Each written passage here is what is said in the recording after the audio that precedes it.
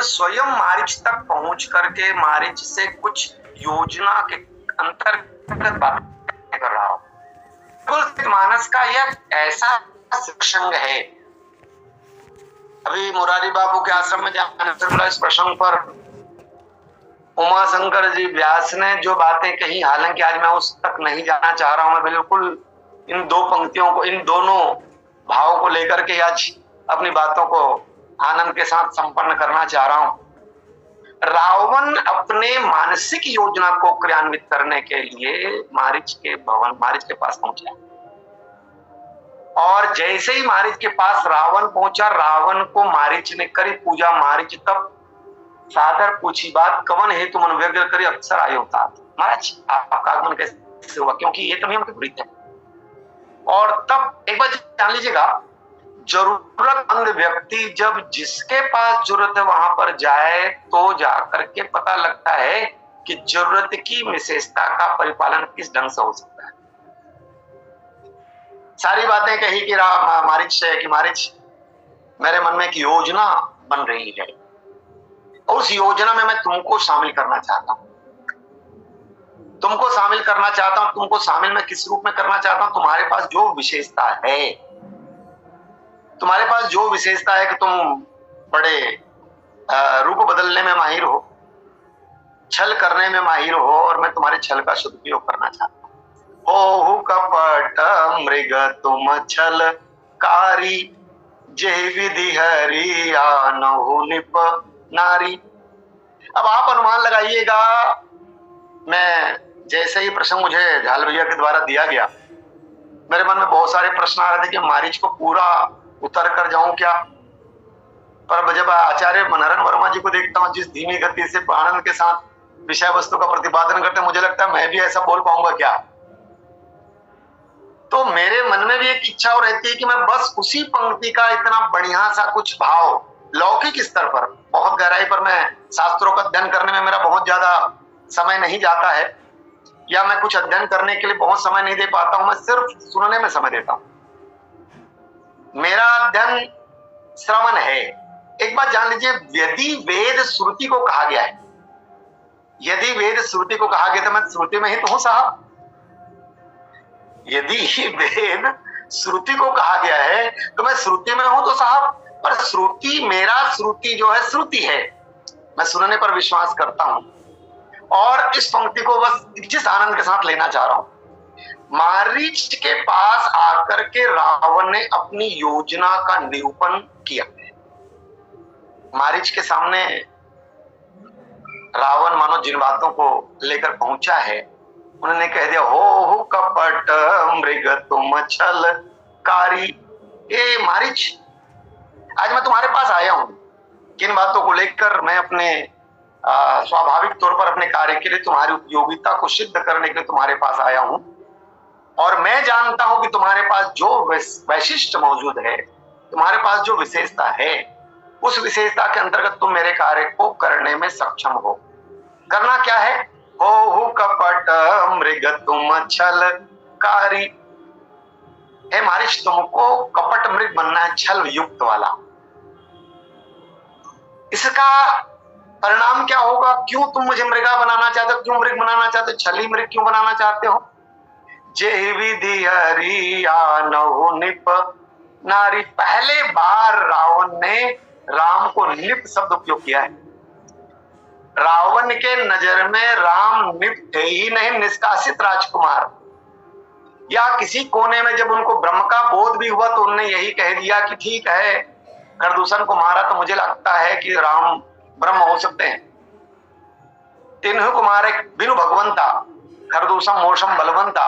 लेकिन उसके बाद भी मन वही का वही है। जो व्यक्ति अपने बल पर विश्वास करता है, जिस व्यक्ति को अपने बल का गुमान है, आप देखेंगे, कई बार मुझे लगता है रावण अपने बल का गुमान करता है, लेकिन जिस बल का गुमान करता है उस बल में चोरी कैसे?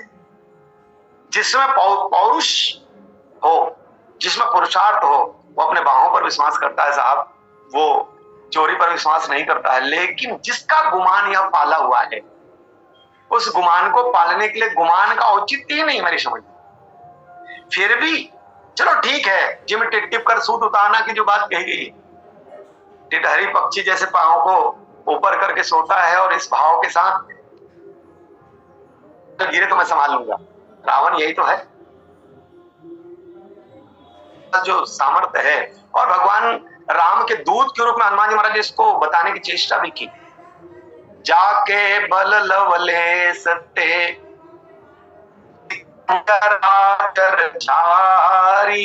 तासु दूत मैं जाकरी हरियाणे हूं नारी। अरे एक बात जान लीजिए, जिसका छोटा बल पाकर जो तुम गुमान कर रहे हो उसका मैं दूत हूं, तो कहीं ना कहीं और तुमने जो ये उत्पात देखा है वो मेरे बल का परिणाम हो सकता है क्या? कोई वानर लंका में आकर लंका के रावण के सामने, जो अपने आप को बहुत बलिष्ठ मानता है, उसके सामने ये उत्पात कर रहा है, तो वो उस विशेषता उसकी नहीं है। आज रावण जो योजना बना करके आया है, मैं जैसे बाथरूम में प्रसंग मुझे दिया गया तो मेरे मन में एक ही बात आया, रंगमंच की भूमिका में हम सब हैं। भगवान राम ने हम सबों को रंगमंच की भूमिका पर एक नाट्यशाला में भेज दिया है। सबको अलग अलग भूमिकाएं दी गई हैं। चूंकि मैं इस प्रसंग को आरंभ करने के लिए बहुत सहज एक उदाहरण के साथ बात आरंभ करना चाहता हूं। अब दशहरा आने वाला है, दशहरा आने वाला है तो भी लीला युक्त बहुत सारी चीजें होंगी। बहुत रावण भी दिखेंगे, राम भी दिखेंगे, वानरों का समुदाय भी दिखेगा। तो एक दिन मुझे आशुतोष अर्थात हमारे चैत गुरु जी के बेटे ने, वो रावण अपने छावनी में बनते हैं, या हमारे योगेश बंधु रावण बनते हैं, योगेश बंधु रावण बनते हैं। क्योंकि मैं इस शैली से इसलिए बोलना चाहता हूं, इस प्रसंग को बहुत नरम करके इस प्रसंग का रस लेना चाहता हूं और बांटना चाहता हूं। तो उन्होंने अपना एक फोटो शेयर किया व्हाट्सएप में और लिखा कि पहचानो कौन। तो मैंने उसको रिप्लाई भेजा, वस्तुतः ज्ञानी होने के बाद व्यक्ति रावण ही बनता है। गणेश भैया ने भी ज्ञानी की बहुत अच्छी व्याख्याएं की है। मैंने उनको रिप्लाई एक मैसेज भेजा, ज्ञानी होने के बाद व्यक्ति रावण ही बनता है। चूंकि वो बातें उनको समझ नहीं है, उन्होंने मुझे फिर से रिप्लेस भेजा कि भाई मैं अर्थ नहीं समझ पाया। तो मैंने यही कहा, लीला रंग मंच में, लीला के मंच में सबसे ज्यादा जो जानकार होता है उसको कौन सा रोल दिया जाता है? लीला के मंच में सबसे ज्यादा जानकार जो होता है उसको कौन सा रोल दिया जाता है? और सबसे कम जानकार हो उसको कौन सा रोल दिया जाता है? बिल्कुल मैं नाट्य मंच की बात कर रहा हूं और गौर करेंगे प्रस्तुत प्रसंग पे ही। लीला के मंच पर जो सबसे ज्यादा जानकार हो, जो सबसे ज्यादा जानता है, वो रावण ही बनेगा। सबका रोल जानता है इसलिए रावण बनना पड़ेगा, क्योंकि रावण को तो बिल्कुल वाकपटु होना पड़ेगा, रावण को सब जानने वाला होना पड़ेगा।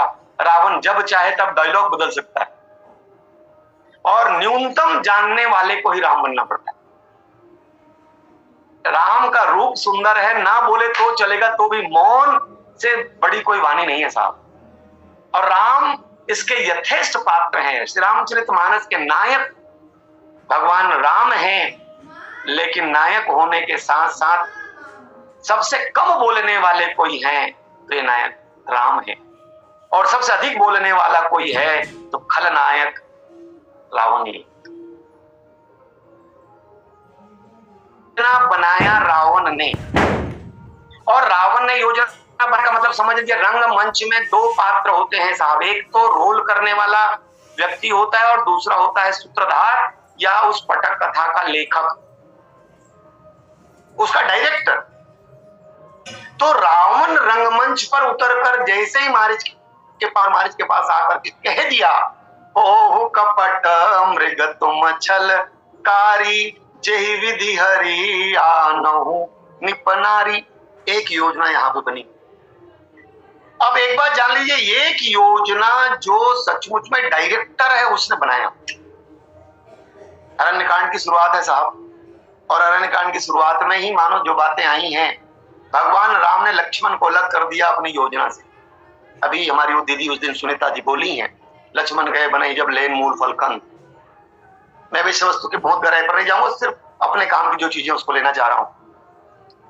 भगवान राम ने भी एक योजना बनाई लक्ष्मण को अलग करके। क्या योजना बनाई? उन्होंने महामाया को माया बनाया।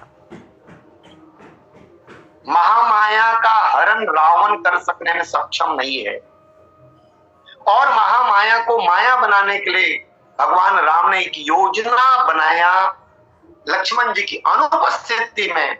और भगवान राम सीता मैया से कहते हैं, सुनहु प्रिया व्रत रुचिर सुशीला, मैं कछु करब ललित नर लीला, तुम पावक करहु निवासा, जब लगी करहु न निशाचरणासा। महामाया को माया बना करके प्रस्तुत हैं राम, और ये रावण मायावी मृग बनाने के लिए प्रस्तुत है मारीच पास। बिल्कुल मिलाइएगा, ऐसे ही एक रूप बना करके पहुंची है शूर्पणखा राम जी के पास, और राम पहुंच करके मानो यही कह रही हो, क्या सुंदर रूप बना करके गई है और बोली वचन बहुत मुस्काई। समझ लीजिए, ये सुंदर रूप बनाती है, और यही बात यहां पर कहा गया। इसको कहा गया हो कपट मृग तुम छलकारी। कैसा कपट मृग बनना है? सीता जी आकर्षित। शूर्पणखा भी, देखिए रावण भी वही कार्य करता है, शूर्पणखा भी वही कार्य करती है, दोनों का परिचय उसी स्तर पर दिया गया। पंचवटी सो गई एक बारा, देखी विकल भई जुगल कप कुमारा। उसने भी सुंदर रूप बनाया। रावण सुंदर रूप बनाने के लिए योजना के साथ मारीच के पास, और मारीच ने उनको जानकारी देनी चाहिए, बताना चाहा, महाराज आप कहते हैं उसको मैं करने को तो तैयार हूं, लेकिन एक बात कह दूं, मैं आपको जानकारी दे दूं, तो सामान्य व्यक्ति नहीं है। क्यों? क्योंकि मैं उनका स्वाद, उनके बाण का स्वाद चख चुका हूं। राखन गयऊ कुमारा, बिनु फर बाण राम मोहि मारा,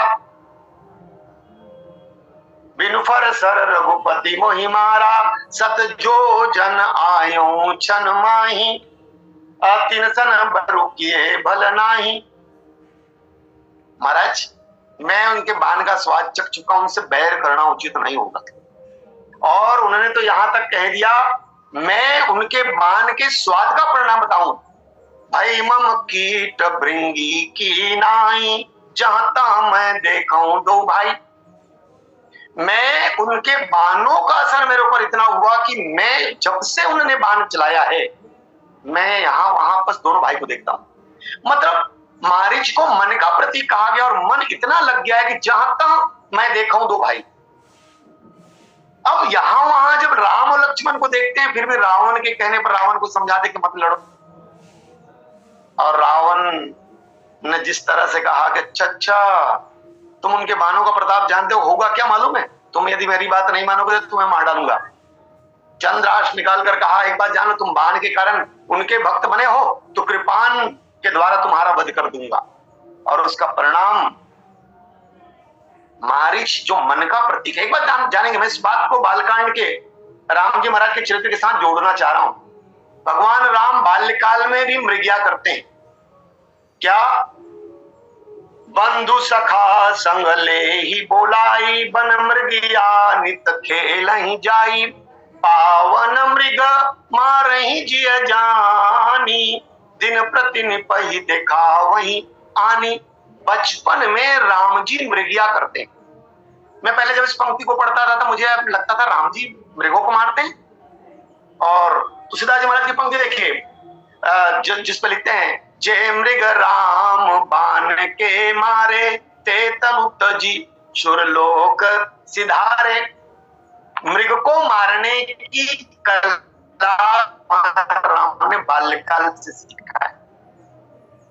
मैं जब ये पंक्ति पढ़ता था तो मुझे लगा राम जी बचपन में मृगों को मारते। मृगों को मारने का अर्थ हमको देखना पड़ेगा। खरदूषण से भी यही शब्द उपयोग करते हैं। क्या? भगवान राम से जैसे ही बातें कही, तुम अपनी नारी को छोड़कर चले जाओ। और तब भगवान राम ने कहा, हम छत्री मृगिया बन कर ही तुमसे खल हम खोजत फिरहीं। अरे हम क्षत्रिय हैं, मृगया करते हैं, और तुम जैसे खलों को ढूंढते हैं। यहां पर भी मृग बनने की बात कही जा रही है। अच्छा, मृग का मतलब क्या? राजकुमार मृगों के लिए शिकार करने जाते हैं। मृग चंचल मन का प्रतीक है। मृग को मारना, मृग का शिकार करना आसान नहीं। इनकी गति बड़ी तीव्र है और मन की गति भी बड़ी तीव्र है। ये हम देख सकते हैं महाराज मारीच के प्रसंग पर, जब रावण ने सारी बातें कही और रावण के द्वारा प्रस्ताव रखे जाने के बाद, समझाए जाने के बाद, मारीच के मन में जब बातें आ गई कि सचमुच में रावण मुझे मार डालेगा, और तब मन एकीकृत हुआ है। उभय भांति देखा निज मरना, तब ताके सीत रघुनायक शरणा। उतर देत मोहि बधब अभागे, कस न मरो रघुपति सर। बिल्कुल मिलाइएगा, बधब मतलब दोनों तरफ, बधब, उधर जाओ तो भी मौत, इधर आओ तो भी मौत, बधब। जिधर से पढ़ो उल्टा सीधा एक समान। हम लोग बचपन में जब हमको कहानी पूछी जाती थी, 3 अक्षर का मेरा नाम उल्टा सीधा एक समान, बताओ क्या? तो बधब हम नहीं जानते थे उस जमाने में। जहाज, डालडा, ऐसा हम लोगों को बचपन में बताया जाता था। तो ये बधब आज मिला है मुझे। तो बधब अभागे, ये अभागा मुझे मार डालेगा और इसके हाथों से मारा जाऊंगा तो मेरी गति नहीं दुर्गति हो। और आप अनुमान लगाइए, मन का केंद्रीकरण मारीच के प्रश्न पर हम देखते हैं। मन कैसा केंद्र? हम कष्ट आने पर भगवान को याद करते हैं, कष्ट आने पर भगवान को याद करते हैं। जब तक सुखानुभूति होती रहती है, भगवान के लिए हमारा मन नहीं लगता। मन की यही कमी है, मन के साथ यही परेशानी। जब तक हम सुखानुभूति करते रहते हैं, मन भगवान की दिशा पर नहीं लगता है। लेकिन जैसे ही हम कष्ट में पड़ते हैं, जैसे ही हमको कष्ट मिलता है, हमको बारीक परेशानी, कोई भी परेशानी में हम जब पड़ते हैं तो हमको भगवान याद आते हैं। अब आप अनुमान लगा लीजिए, जब कुंती मैया ये बात कहती हैं, विपदा संतु में सर्वदा। महाराज मैं तो विपत्ति मांगती हूँ। कौन सी विपत्ति? जो आपको याद करने के लिए मुझे विवश करे, मेरा मन केंद्रीकृत हो, मैं आपको निरंतर ध्यान सकूं। ऐसी विपत्ति मुझे मिलनी चाहिए जिस विपत्ति के कारण मेरा मन आपको छोड़कर कहीं ना जाए। महाराज मारीच ने जान लिया। मारीच जो कहता है कि मैं जब से राम जी ने बाण चलाया तब से मैं राम लक्ष्मण को देखता हूं, अभी भी मन चंचल है। लेकिन जैसे ही जानकारी आ गई कि अब तो रावण मार डालेगा, और रावण के मारने की जानकारी आने के बाद तब ताकेसी रघुनायक शरण, भगवान राम के शरण में चले गए। और राम के शरण में जाने के बाद शब्दों पे गौर करें, यही तुलसीदास जी का वैशिष्ट्य है।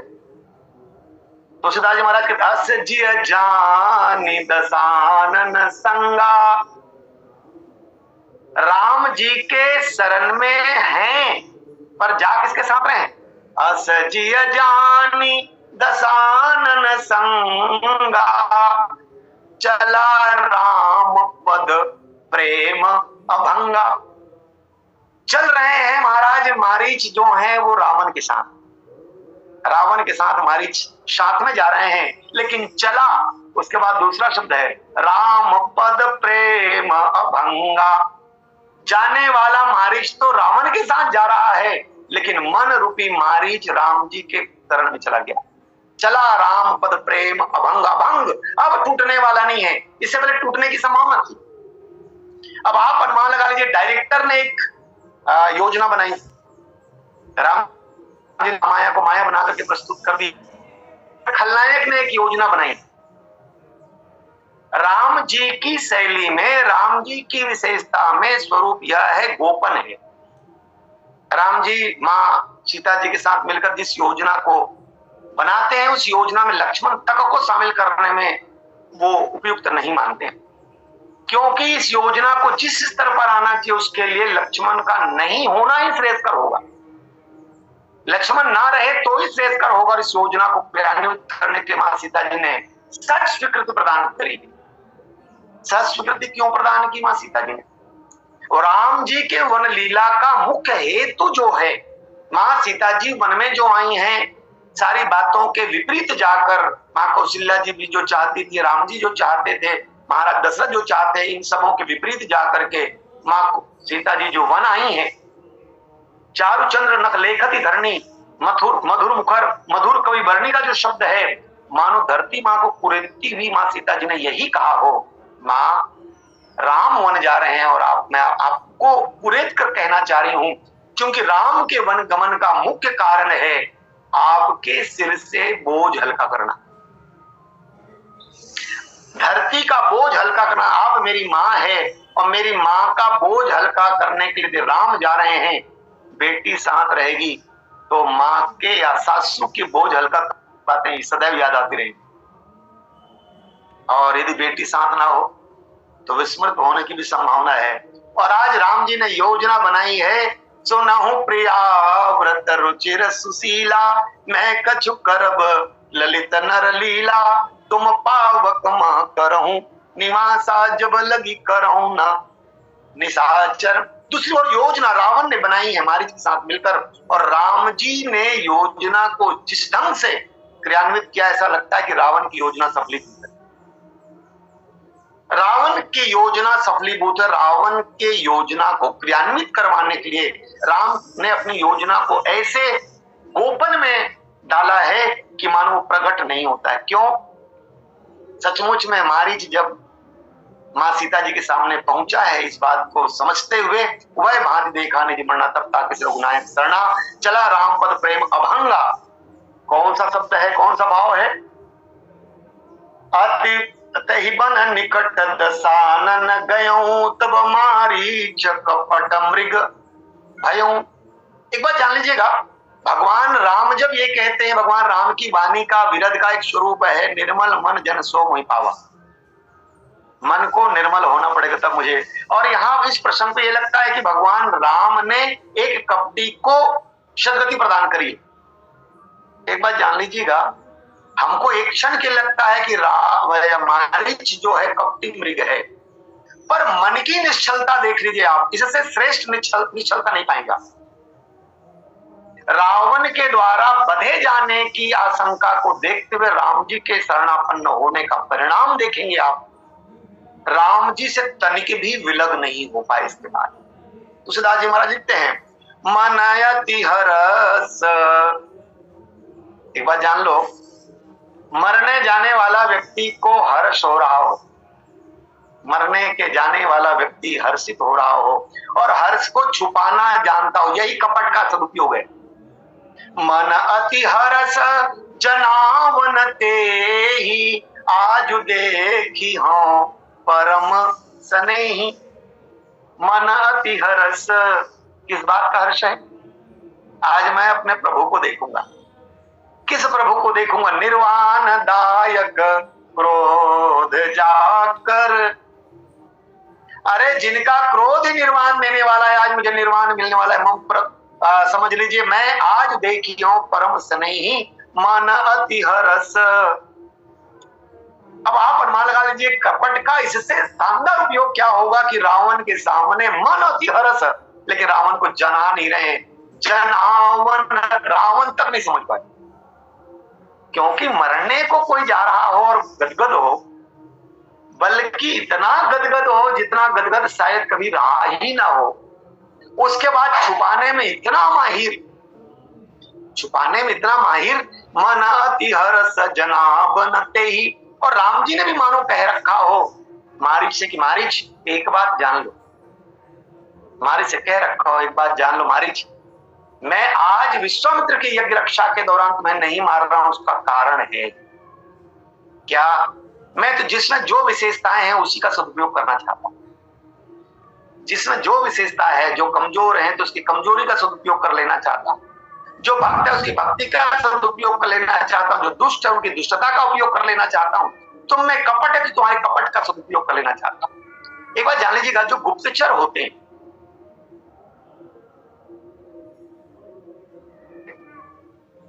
आज के परिवेश में भी कहें, हमारे देश में भी पाकिस्तान के गुप्तचर होंगे, पाकिस्तान में भी हमारे गुप्तचर होंगे। कई सारी पिक्चरें आपने देखी होंगी जिसमें गुप्तचर के रूप में जिनका कोई रिकॉर्ड शासन के तंत्र पर नहीं होता, मारे जाने पर जिसके बारे में कोई बात सीधा सीधा शासन हाथ खड़े कर देता है, उसके बावजूद वो देश का काम करते हैं।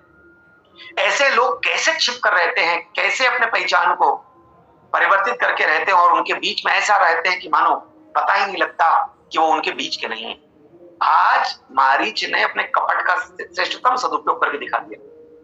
रावण के साथ चला राम पद प्रेम अभंगा, असजिय जानी दसानन संगा। दसानन के साथ जा रहे हैं और कैसा मनयति हर्ष, दसानन के साथ हर्षित हैं, लेकिन जनाबन ते ही रावण जान नहीं पाए हर्षित क्यों?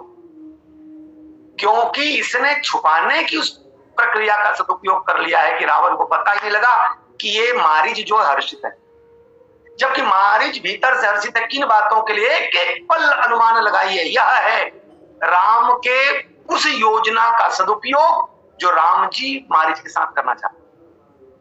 राम जी कपट का सदुपयोग करना चाहते हैं मारीच के साथ। मारीच को यही बताना चाहते हैं, मारीच तुमने जिस कपट का सदुपयोग रावण को बरगलाने में कर लिया है और जिस हर्ष का सदुपयोग मेरे लिए कर रहे हो, मैं तुम्हारे लिए श्रेष्ठतम ही करूंगा। निर्मल मन, ये निर्मल मन हो गया है। और तब तुलसीदास जी महाराज जो शब्द लिखते हैं, क्या महाराज मारीच जिस सौंदर्य का रूप बना कर गए हैं, अति विचित्र कछु बरनी न जाई, कनक देह मणि रचित बनाई। और आप अनुमान लगाइए, योजना क्रियान्वित होने लगी। सीता परम रुचिर मृग देखा। अच्छा एक बात जान लीजिएगा, यदि मान लो सामने जो मृग आया हो और मृग को देख करके सीता मैया महामाया से माया बनी हो, माया ही तो है। और एक बात जान लीजिए, माया ने सबको नचाया है। माया किसको नचाने के लिए माया बनी है? रावण को नचाने के लिए माया बनी है। और शब्द है सीता परम रुचिर मृग देखा। रावण गदगद है। रावण जिस परीक्षा लेने के लिए मारीच को मृग बना करके भेजा है कि यदि मान लो सामान्य राजकुमार होंगे जिसको कुछ बात का बोध ना हो, वो सोने के पीछे स्वाभाविक तौर पर भागेगा, सोने का मृग। जबकि सामान्य तौर पर सोने का मृग नहीं होता। यदि वो ब्रह्म होंगे तो भली भांति जानेंगे कि सोने का मृग नहीं होता। पर रावण उसे ब्रह्मत्व का तो परीक्षा लेना चाहते हैं। और एक बार जाने, जब ब्रह्मत्व के परीक्षा लेने के लिए ही रावण ने इनको मृग बना करके प्रस्तुत किया है। भगवान राम माया के साथ मायापति भी सामान्य मानव बनकर प्रस्तुत, माया के साथ सामान्य मानव बनकर मायापति प्रस्तुत हैं। सीता जी ने योजना को क्रियान्वित किया बड़ी मधुरता से, बड़ी शालीनता से, बड़ी विशेषता से। और यही माया है। क्या? सीता परम रुचिर मृग देखा, अंग अंग सु मनोहर वेशा, सुनहु देव रघुवीर कृपाला, ए मृग करयति सुंदर छाला, आनहु चर्म कहत वैदेही, सत्य संग प्रभु बध कर एही। अब आप अनुमान लगा लीजिए, जो बातें मां सीता जी और राम जी के बीच में उनके योजना के अंतर्गत बनी है, उसको क्रियान्वित करने के लिए एक दूसरी योजना बनी है जो रावण ने अपने ज्ञान से। अच्छा एक बात देखेंगे, रावण जो है सीता जी का हरण करने के लिए मारीच को मृग बनाकर प्रस्तुत हैं और मृग बनाकर के मानो यही चाहते हैं कि राम दूर चले जाए। भगवान राम से सीधा मुलाकात, सीधा टक्कर नहीं लेना है, अपितु राम जी को विरहवंत करके रावण जो है कमजोर कर देना चाहते हैं और सामान्य मानव की तरह व्यवहार करने के लिए ये प्रस्तुतिकरण उनकी आती है और भगवान राम इसको पूरा करने के लिए प्रस्तुत है। सचमुच में भगवान राम तब रघुपति जानत सब कारण, उठे हरसी सुर काज संवारन। बिल्कुल मैं आपसे जो निवेदन करने जा रहा हूं वही भाव है। भगवान राम अपनी योजना को रावणाकृत पूरा करने की दिशा पर है, रावण की योजना के अंतर्गत पूरा करने की दिशा पर है। तब जानत प्रभु, तब रघुपति जानत सब कारण, सारे कारणों को जानने वाले राम उस मृग के पीछे जब सीता मैया ने प्रेरित कर दिया, आनहु चर्म पत वेदेहि सत्य संध प्रभु बध कर एहि, भगवान राम धनुष बाण लेकर के चले। और जिस आनंद की अनुभूति महाराज मारीच कर रहे हैं, वो प्रसंग चूंकि मम पाछे दर्दावत का है, मैं उस पर नहीं जाऊंगा, सिर्फ इन बातों को लेकर के मैं प्रस्तुति को पूरा करना चाहता हूं। सचमुच में मन पूरा केंद्रीकृत हो गया है मारीच का राम जी के चरणों में। इससे पहले माना राम जी और लक्ष्मण जी को यत्र तत्र देख रहे थे, पर फिर भी उनका मन डावाडोल था।